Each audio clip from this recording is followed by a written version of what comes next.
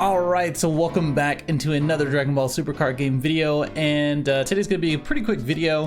I'm going to be talking about the one thing that the DBS card game needs more of, and that is this. Now, if you didn't know, this is actually specifically from the official Dragon Ball Super card game Facebook, and it's part of the sweepstakes that they put out a few weeks ago. Basically, you just had to fill out a form that they had a link to that's shown here. Basically, all you had to do was fill out a form that's shown here and ask for your email address, your name, your address, etc. And it gives you a preview of what you're going to see. Obviously, you're going to open up here, so that way you don't have to worry about that. And then a couple other pretty important details that it's pretty obvious, but other things that to kind of need to know for the future is that it's limited to your BCC ID, and as well as that it is a random drawing technically that you get, or out of 3,000 people actually do get it at about the 12th onward. I filled this out the 3rd, I want to say. Today is the 30th, I think, something like that. So it took a while for them to ship it out, to choose the winners, etc. And of course, it's all by Core TCG, which is pretty surprising because I'm only one state away from California, so I guess they were just taking their time. If you did win, you didn't get a notification for it, but if you did receive it, let me know in the comments below. I know there have been some horror stories of people receiving them because of their mailman. Thanks, Frank Miller. But hopefully when we do open this one, it's not going to be like that, because I haven't even touched it. I've literally just received it and just put it away for a video. Okay, so here we go. So it comes in this kind of a plain packaging. It does have the Digimon card game, and as well as the Dragon Ball Super card game as well. That's why it's kind of important. That's why this is kind of cool to see. I don't think we've really ever done this before, as far as not only just a crossover, but some sort of sweepstakes with promos. Okay, putting it to the side, this is what's actually in it. So pretty cool. I mean, pretty plain, not really. I mean, it has the Digimon card game with all of the promos from Patamon to Agumon, etc. If you haven't followed the Digimon card game, then sorry that you haven't, but this is a good time to actually get into it and to actually get promoted for it too. On the back, it does have the 6 card types as well, and some promo stuff to it, pretty similar to all of the things in the picture. And then I guess it has the things that we were talking about before. I don't think I actually see the Goku one unless it's actually in the sealed product. I don't know if am I doing this right? Who knows? Either way, it just it actually has what is the Digimon card game, the getting started tutorial app, purchasing a starter deck, and as well as powering up your deck with booster packs. Someone needs to remind me that or if there is something like this for Dragon Ball. I know there was the winter stamp Goku, like the one that's going for like $100-something now, but this is all of the promos that it actually goes with as well. Okay, I take that back. I found it in the actual packaging. So it was at the bottom of the packaging. It wasn't actually in this. I think some of them were like here or something for some people, but mine's was at the bottom of the packaging. So it's nice to see, because I think this is the gold stamped one, as opposed to this one, which is the silver. Am I right on that? Let me see. Yes, I think so. So if you look closely to, wow, what am I doing? Closely to the text of it, you can see on the right side, these are the silver lining, and then this is the gold lining, and you can kind of see of the foiling as well. For those who don't know, I did play Soul Striker, the last webcam event. It could have went better, let's put it that way. And of course, in the back, you get the Goku Black promo, which is why you don't see the Soul Striker on the back for the front side. Pretty cool overall. I mean, I really like the promos. These are all alt art. If you play the Digimon card game, you probably recognize the actual regular art compared to the alt art. They have some nice foiling to it.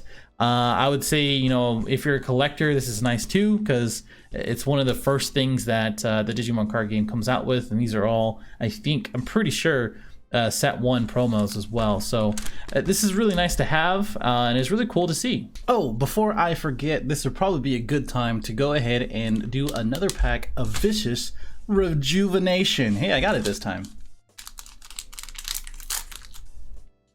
Almost forgot this, so don't worry about the different setup. Anyway, we have Anguilla, Invader of Earth, Icon, Vegeta, Fusion, Synergy, Krillin, Sun Goten, Master Roshi. All these are super combos. I was like, why are these 10Ks?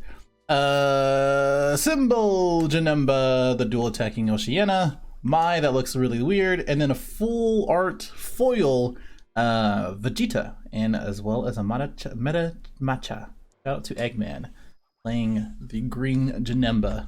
But that actually kind of comes down to the thing that I actually wanted to talk about, and one of the things I wanted to talk about before.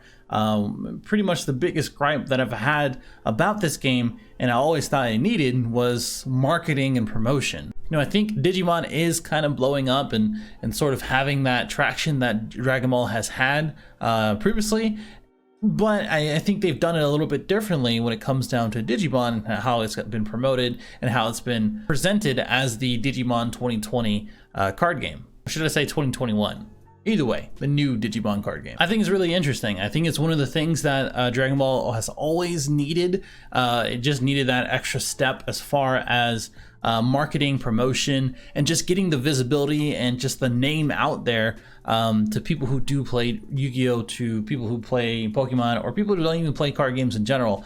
They just like Dragon Ball. There's a lot of people within this IP that just like the show, like the characters, like the manga, like the anime, like everything about it, and may not even know that they like card games in general, because I think Dragon Ball is pretty easy to pick up. I think it is pretty easy to like the cards, not only the effects, but the archetypes, and as well as the art and all the things that we do love about the game. And I think this is exactly what it needs more of, but and I think this is exactly what the card game needs more of, but specifically for the DBS card game in general. Now, if you take, for instance, other crossovers and things like that, there is like the Pikachu Mario, which was a big crossover for the Pokemon card game, but just it was really cool to see and just really brought more people in. And now I know I made a whole video on collectors and how that might be a collector's piece, but it is nice to see two completely different IPs come together and to sort of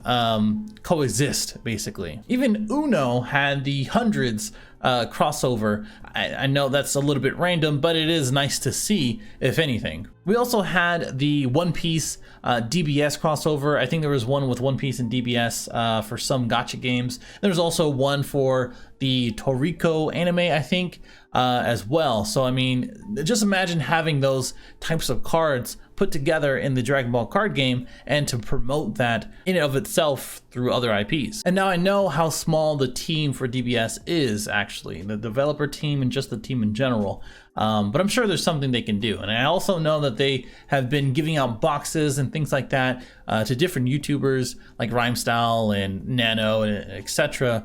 And even for us as content creators, we've actually revealed different things and had exclusive content as well. But I think it's a little limited to the stuff that we have actually given out, or the people that they've given it out as YouTubers. We may need like bigger names or different channels or different types of spaces to bring people into the game. Oh, by the way, if you haven't seen it already, there is actually a Digimon card game commercial, which I don't think I'm going to play right now, but it's actually really cool to see, because it shows basically all of the actual cards in the actual card game, and it puts it out into a really cool like 3D generated virtual reality type thing going on. Obviously this is not how the Digimon card game plays out, but it does show the actual cards and how mana works and etc. This has like 775,000 views in February, and a bunch of comments from it as well. Now, if we search for the same thing for Dragon Ball as far as commercial, which I don't know how to spell commercial apparently, the Digimon card game comes up, and then we also have the Universal Onslaught trailer from a year ago, and a bunch of other stuff for Kakarot and etc. There is, however, something for the Welcome to the Dragon Ball card game, which I love this video because it actually shows everybody within the community. It shows the events and stuff like that. I think this is more of a homage which one is that? To the card game itself, rather than promoting the card game and as well as marketing the card game. And one thing I do want to say is that there is my playmat there. I'm not even in the video. I don't think Eggman and a bunch of other people I know are actually in the video, but my playmat is in there and they blurred it out. I just wanted to take the time to do that. I guess this is the real reason why I made this video. Anyway, the cool thing about this is that, again, it shows the intensity of events, it shows the cards somewhat, of course, and not really as far as the actual game that it's showing. It just sort of shows the community in that we kind of sweaty and we play at events, you know. It doesn't really show the excitement that the Digimon card game commercial shows versus our actual commercial, I guess, or welcoming video, right? And this one does have 886,000 views, which is quite a lot, almost 1 million. But I think this is kind of artificial because there's only 7 comments to it. There's not really much engagement to it. And it's kind of weird to see that a welcome to the Dragon Ball card game video has that many views.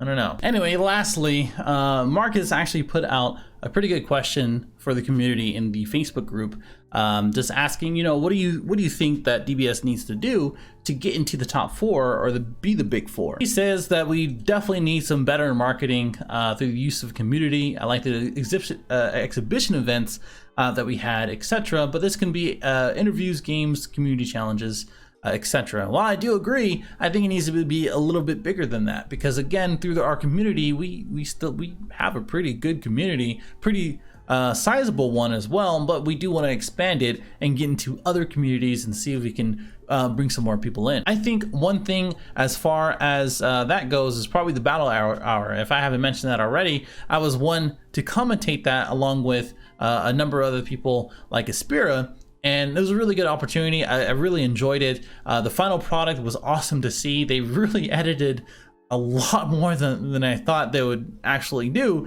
But I think we need more of that. I think that needs to be like a bi-yearly thing. I think that needs to be a more frequent thing that we can actually drive more people in. And Bandai definitely has the power to do that. Anyway, if you go through all the comments, it sort of has a reoccurring theme as far as research and marketing. Is this really a too long to read, or is this the whole thing that you had to watch or that they had to read? Anyway, testing the game and more casual base. Yeah, I do agree with that.